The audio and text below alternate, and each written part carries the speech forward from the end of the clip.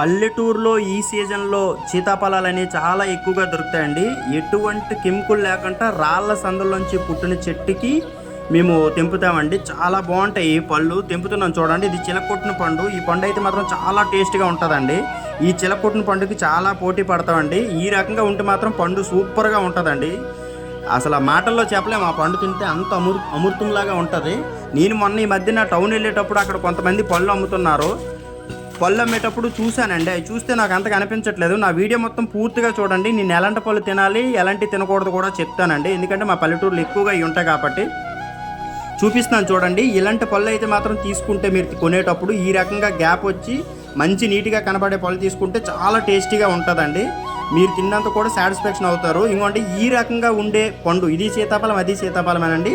ఈ రకంగా ఉండే పండు మాత్రం కంపల్సరీగా తీసుకోవద్దండి. ఎందుకంటే అది టేస్ట్ ఉండదు, ముదరకంటే తీసేస్తారండి. ఫైనల్గా నా వీడియో నచ్చితే 10 మంది షేర్ చేసి లైక్ చేయండి. Village life style.